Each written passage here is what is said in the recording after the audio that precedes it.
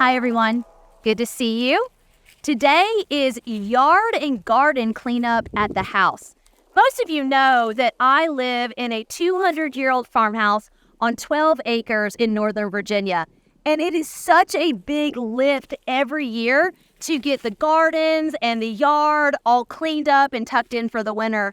And I was just thinking that, oh my gosh, if this is a huge lift for me, think about the people who are moving and that not only have to pack up their garden for the holidays, but they have to pack up their entire life. My entire life.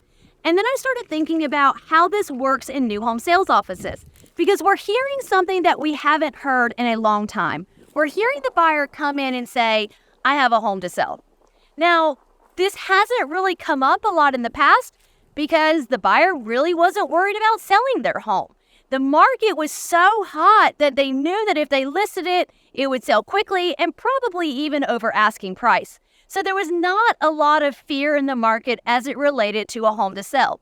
But now that things have slowed down a little bit, and now that buyers are really thinking through what this means for them, we're seeing them come into new home sales offices and pretty quickly say, I have a home to sell. We're gonna have to sell our house. And I'm finding that some new home salespeople are better at handling this than others. But usually when I challenge salespeople and I say, how do you feel when the buyer says that? The most common response back actually is, ugh. Ugh. Right? Ugh, this buyer is going to be hard. They're going to be difficult. They're going to have more steps. They're going to want to be contingent, and we hate that so much. Well, maybe not.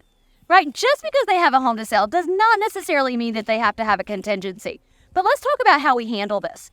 When the buyer walks in and says, I have a home to sell, instead of thinking, ugh, maybe we think, awesome. This is so fantastic, because I can tell you that it is much easier right now to stay in the market than it is to get into the market. So your buyer in that situation is actually in a really good spot. I'm in the sweet spot. And they have done this before. So at some level, they understand how this works. And that's great because we're seeing a lot of fear right now. But if your buyer has already been through this, maybe it helps tamper down that fear. So let's talk about what we say. Let's talk about how we handle this. So when the buyer walks in and says, I have a home to sell, our first response back really should be, congratulations. That is awesome. You are in a great spot, because I can tell you that it is much easier right now to stay in the market than to get into the market. And if you've owned your home for any amount of time, you probably have some great price appreciation that's really going to work in your favor. So again, congratulations. That's fantastic. And then maybe if the buyer wants to talk a little bit about their home, just sort of casually, that's absolutely fine. But don't start interrogating them at this point. Don't start saying, well, do you have it listed yet? How much is it listed for? How many showings have you had? That comes off as really self-serving. And it sounds like we're trying to figure out if they are worth our time. And that's certainly not the message that we want to send. So instead, what we want to do after we congratulate them on having a home to sell, then we may have a little conversation with them about their home and sort of tell me about that and how long have you been there. And maybe you do want to ask a couple of those questions, and that's absolutely fine.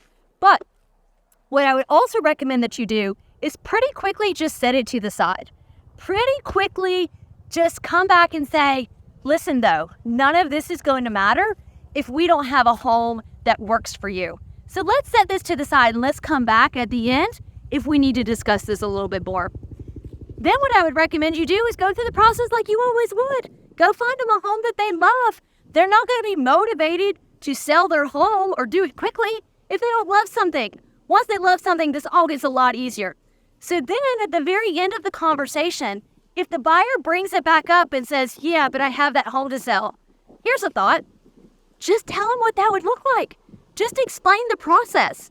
We use the explain the process clause. You're really used to that one, where you say, all right, if you want to purchase a home, here's how this works. You do this, you do this, you do this. We can use the same principle with home to sell. When the buyer says, I have a home to sell, we come back and say, wonderful. Let me show you how this is going to work.